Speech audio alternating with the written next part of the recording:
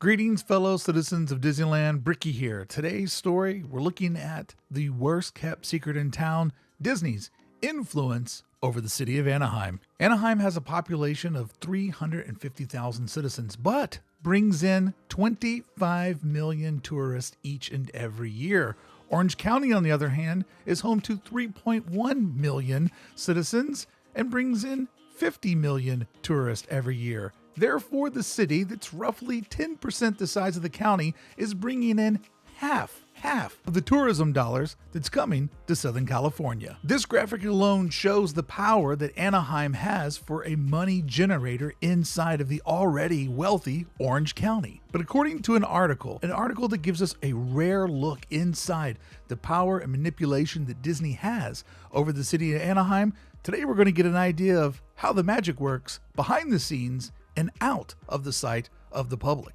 The LA Times article reports the employee of the firm called Company A in the affidavit that's part of a federal public corruption probe helped script a statement read by an elected official before the city council voted to issue bonds and provide input on whom to invite to a covert retreat for community power brokers. I know that's a lot. And if, like me, you're a little bit stupid when it comes to reading legal written documents and papers. So let me do the Bricky breakdown. First off, according to a person that is familiar with the investigation, the referred to employee hereout will be Disneyland Resort Director of External Affairs, Carrie Nocella. And Company A from hereout is Disneyland. And the federal public corruption probe alleges that Anaheim Mayor Harry Sadu was trying to get $1 million in campaign funds.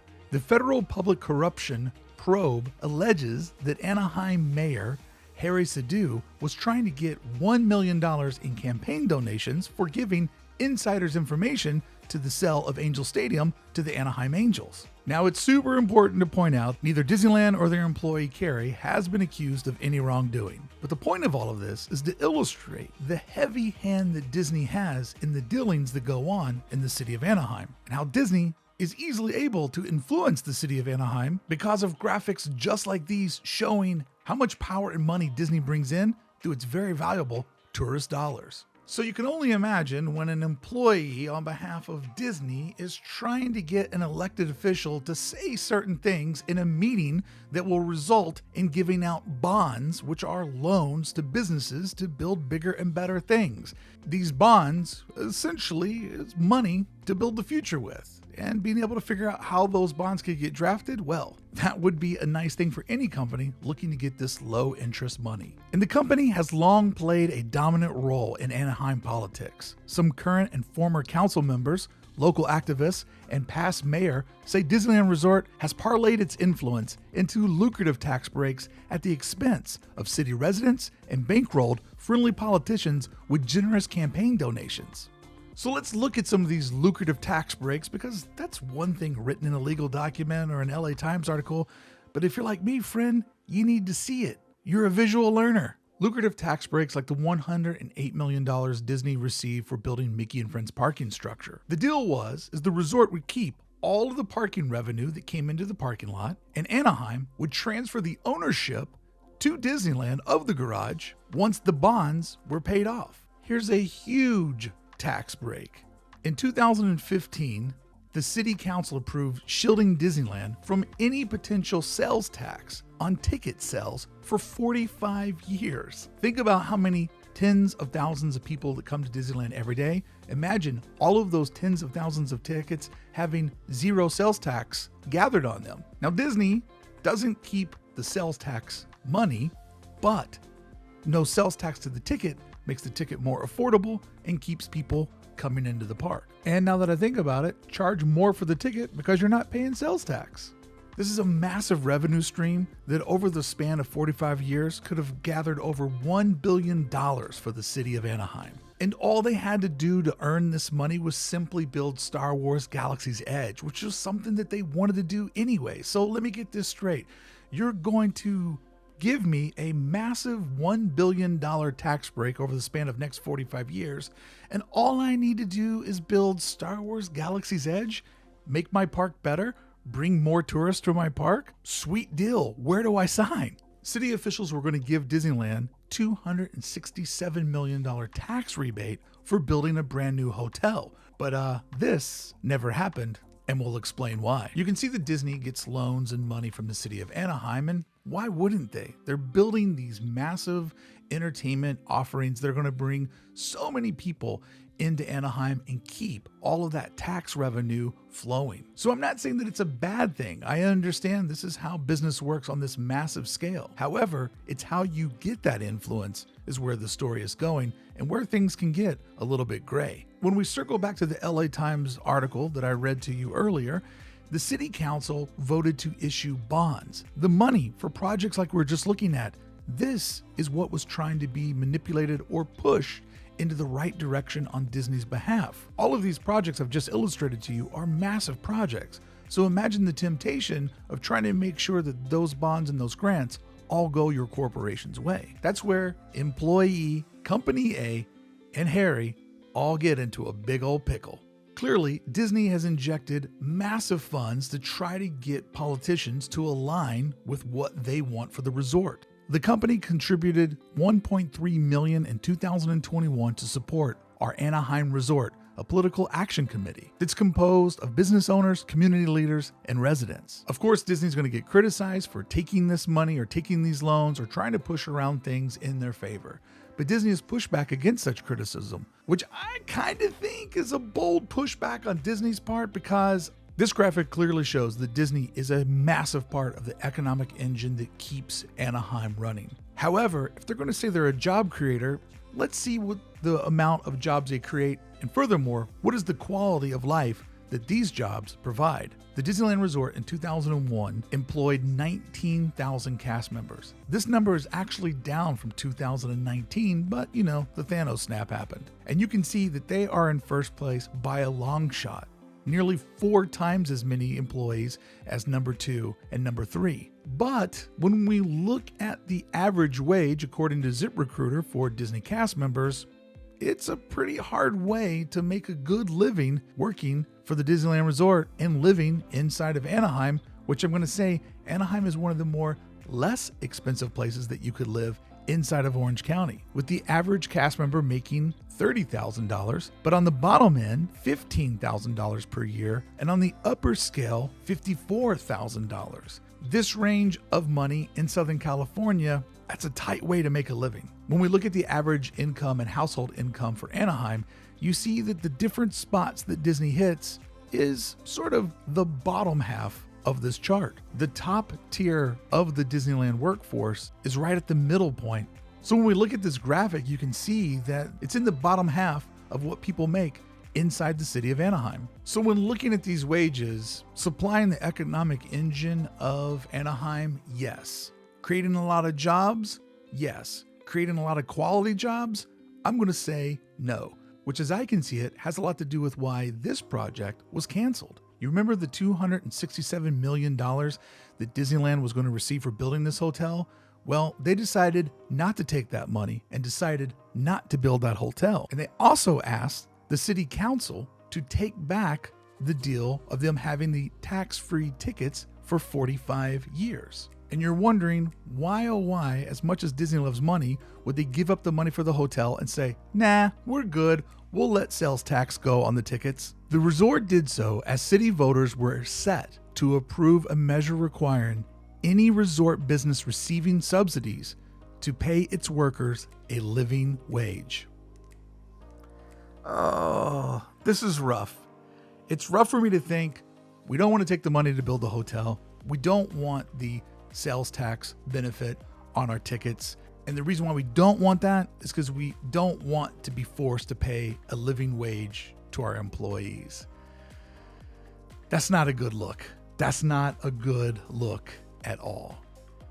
It's actually pretty disappointing, because when we look at what a living wage is in Southern California, we can see that those numbers that Disney's given out to its cast members doesn't really flow here in the charts of what average income is inside of Anaheim. And when we look over at rent prices, think about making that amount of money and then trying to get into this type of rent or buying a home. They're far off from a livable wage and didn't want to try to go there and said, nah, we're good. We'll pay for all this out of pocket because we know how much more money it would cost us to pass that money on to our cast members. Like I said, not a good look, not one of my favorite things to talk about, but I do feel like it's an important part of the corporation's story. And the reason why I think looking at the finances and how they've used these loans and when they don't want the loans or bonds from the city of Anaheim, it kind of shows a bigger picture of where Disney's priority is: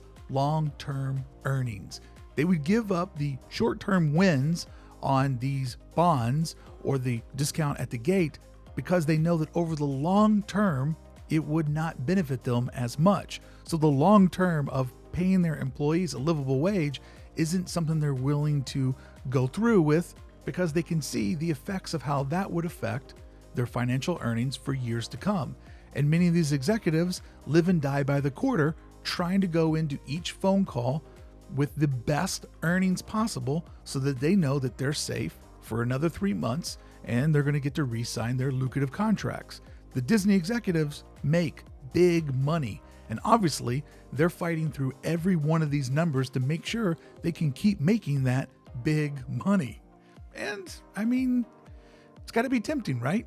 Yeah, I'm not perfect here. If I was making a lot of money, it would probably skew the way that I see the world as well. So how the LA Times was able to create this expose of Disney. So the FBI puts together this 99-page affidavit, and it all comes about because someone that worked in the city of Anaheim was lying to a mortgage lender. So that sets off a red flag, then gets the FBI sort of looking around the paperwork and the financials of the city of Anaheim. A small group of individuals who met in person to discuss strategy surrounding several matters within Anaheim, matters that were often pending or soon to be pending before the Anaheim City Council, FBI Special Agent Brian Atkins. So what this is saying is that a group of people get together because they want to meet before the Anaheim City Council does to sort of say, what are we looking for? What is our best interest? How can we use this city council vote in a way that best benefits us and our interests? Which is where the employee, Carrie, our good bud in Disneyland,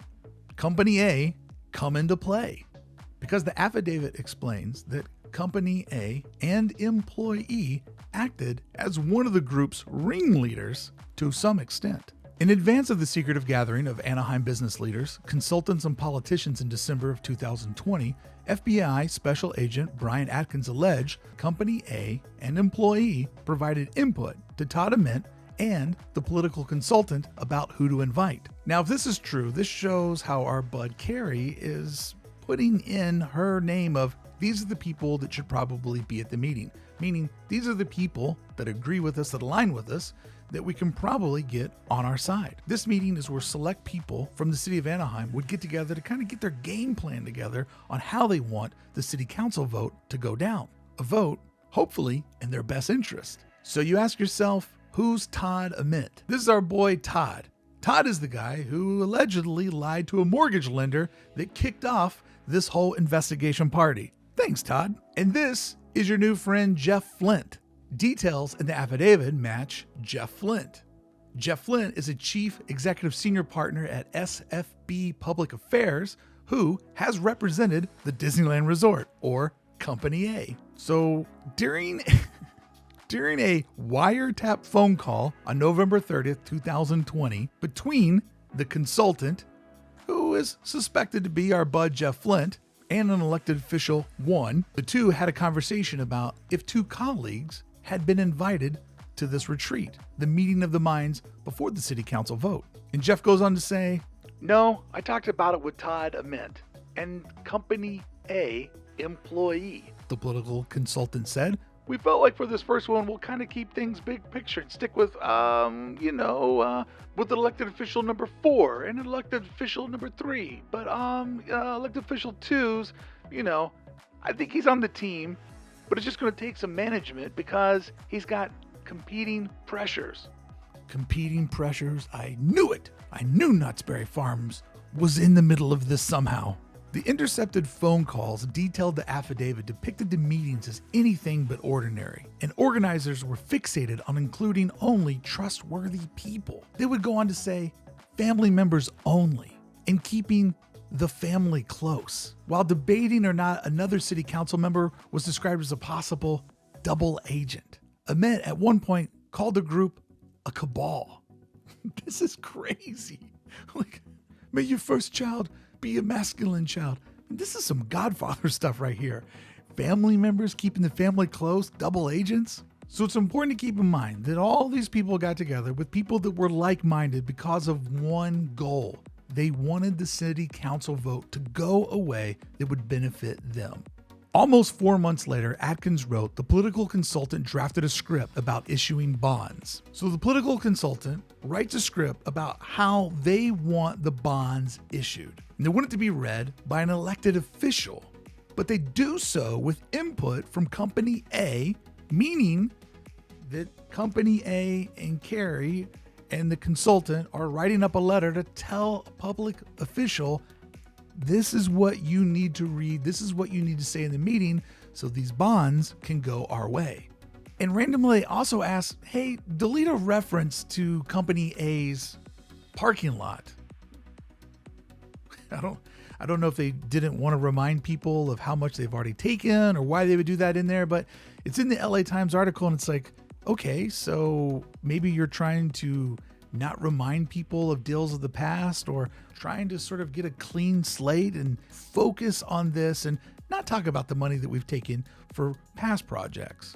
So keep in mind that all of these folks are working together to try to get an elected official to say something on their behalf where there's over $210 million available in bonds. And after being closed for 400 days, that money could probably help the Disneyland Resort not only get to even faster, but also look better in the boardroom where they're bringing in money and funds. When they have to report back to folks, hey, this is how we're doing post-pandemic. We're still here, we're still buzzing, you can still believe in us. So when the actual meeting happens, who's the one that has anything to say about Disneyland? I mean, Company A, Harry. Our bud, Harry. Harry's the one that said something about Disney. Harry is also no longer the mayor of Anaheim, as I'm sure you already know. Harry was the only elected official who spoke extensively on the agenda item during the meeting before it passed. Oh. You see why this could be problematic, is Harry is no longer the mayor because he got caught trying to get $1 million in campaign funds on giving insiders information to the Angel Cell. So when this is the person that's really grandstanding for you, that could be a red flag for people like, oh, I don't know, people from the FBI that look into these sort of things. But Harry, maybe a bad criminal, didn't sell it hard enough. Because according to the article from the LA Times, the employee of Company A would go on to say, read your script so poorly.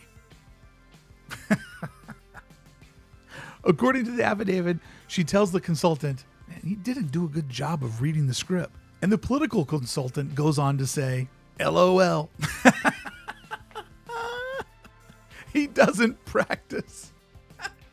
So now they're basically saying that the mayor of Anaheim is like a shitty cameo where the celebrity doesn't really even look at anything and just goes, hello, Denise, I see it's your birthday. I hope you have great time today with your friends Marilyn, Melissa, Vanessa. Have good times to you. Like, that's literally how she felt like he read the script, glowing about Disney, saying, oh, they are so worthy of this money because they're going to keep investing in the future. So you can see why this could be a little bit troublesome, because you have a mayor that's gotten the boot for wrongdoings, but you have him showing through this affidavit and through recorded phone calls, you see the move of let's get together, let's try to put pressure, let's try to get what we want. There's some politicians that we can work. Now, I'm sure this type of stuff happens all the time. And I'm sure there's probably a pretty big gray line on when you're going too far in the wrong direction of your influence. But where are they now? Sadu was linked to the scandal in a separate affidavit in support of a search warrant by Atkins. that became public a couple of weeks ago. It alleged he gave Major League Baseball Angels confidential information on at least 2 occasions during the city's negotiations with the team on the $320 million sale of Angel Stadium, and hoped to get $1 million campaign donation from the team. Harry denied wrongdoing and has not been charged. Jeff Flint went on to announce that he's taking a leave of absence as CEO and denied doing anything wrong. And Kerry Nocella, where I think this is really troublesome, is there's other major projects that fit the shape of this meeting. For example, there's the sale of the Angel Stadium. That has to be under review. People are looking into that and trying to figure out what's going on. But we also have OC Vibe and Disneyland Forward.